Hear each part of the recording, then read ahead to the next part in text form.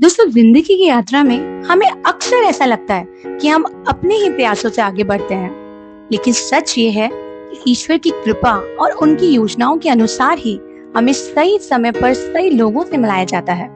ये लोग आगे चलकर हमारे गाइड, सपोर्टर और सोर्स ऑफ इंस्पिरेशन बनते हैं। इसलिए जब भी आपको लगे कि रास्ते बंद हैं, तो याद रखें कि ईश्वर आपके लिए कुछ अनोखा रच रहे हैं। बस विश्वास रखें और उनके भेजे हुए लोगों के माध्यम से आपके रास्ते खुलते ही जाएंगे और आपकी मंजिल आपके सामने होगी। ऐसी ही एक कहानी आज मैं आपको सुनाने वाली हूँ। पसंद आए तो लाइक, शेयर एंड सब्सक्राइब कीजिएगा। भाई, आज रजवाड़ी चाय पीने चले? पंकज ने आशीष से पूछा। नहीं यार, आज बहुत काम है, यही ऑफिस में ही चाय पी लेते हैं, आशीष ने लैपटॉप पर टाइप करते करते ही बोला। यार, तू रोज बहाने बनाता है, आज वीकेंड है इसलिए आज मैं कुछ नहीं सुनने वाला। आज तो स्पेशल रजवाड़ी चाय ही पियेंगे, पंकज ने जोर देके बोला। ठीक है भाई, फिर चलो। पता नहीं क्या मजा आता है तुझे ऑफिस कैंपस के बाहर इतना दूर जाकर चाय पीने में। आशीष ने मन मसोचते हुए लैपटॉप बंद ही किया और बोला, चलो पर जल्दी आएंगे। ये बोलते हुए दोनों चाय पीने निकल पड़े। अरे, चाय की दुकान तो बंद है, आशीष चिल्लाया। मैंने पहले ही बोला था ऑफिस में चाय पीते हैं, पर तू सुनता कहाँ है किसी की। चलो फिर से ऑफिस। तभी पंकज की नजर वहां खड़े राजेश पर गई।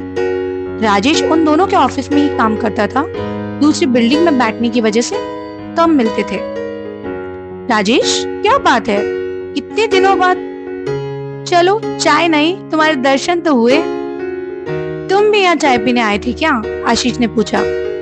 नहीं यार, राजेश ने उदास सी आवाज में जवाब दिया। क्या हुआ? आशीष और पंकज दोनों एक साथ बोल पड़े। यार कुछ नहीं, मेरी वाइफ को लिवर का एक रेयर इन्फेक्शन हुआ है। यहाँ उसकी ज्यादा इंफॉर्मेशन भी नहीं है।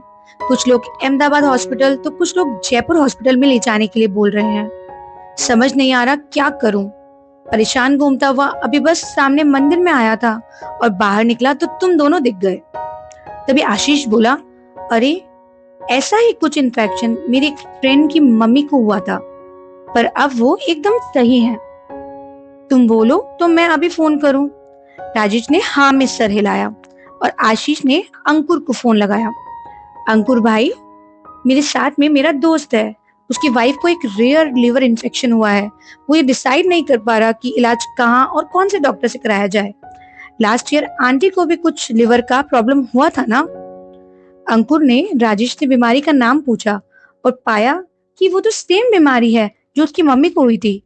अंकुर बोला, भाई तुम घबराओ मत और आंटी को सीधे जयपुर अस्थाना डॉक्टर के पास लेकर जाओ, जो इस बीमारी के स्पेशलिस्ट हैं। थोड़ा टाइम जरूर लगेगा, पर तुम्हारी वाइफ एकदम सही हो जाएगी। ये सुनते ही राजेश को जैसे राहत आई। अंकुर बोला कि तुमसे डॉक्टर की सारी डिटेल शेयर करता हूँ, तुम उनसे आज ही अपॉइंटमेंट ले लो। ऐसा कहकर उन दोनों की बात खत्म हो गई। राजेश ने आशीष को थैंक यू बोला और कहा कि तुमने अपने दोस्त से बात करवा के मेरी बहुत सी चिंता खत्म कर दी। यह एक रेयर बीमारी है और जो ज्यादा लोगों को इसके बारे में पता भी नहीं था। मुझे समझ ही नहीं आ रहा था कि मैं कहाँ जाऊं, किससे पूछूं, और तुमने मुझसे मिलके मेरी सारी परेशानी कम कर दी। भाई, अगर शुक्रिया बोलना है तो पंकज को बोलो, जो जबरदस्ती मुझे यहाँ लाया, वरना मैं यहाँ आ ही नहीं रहा था।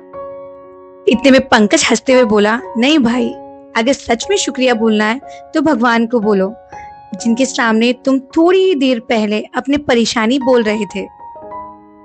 दोस्तों, देखा जाए तो जो राजेश अभी परेशान होकर घूम रहा था, उसे क्या ही पता था कि उसकी परेशानी का हल लेकर आशीष वहां आया है, और आशीष जो कि वहां आना भी नहीं चाहता था, बिना मन के वहां भेजा गया था। ऐसे ही हमारे कार्यों को करने के लिए भी प्रभु बस किसी को माध्यम बनाकर भेज देते हैं। तो प्रभु में विश्वास रखिए और मस्त रहिए। Thank you for watching.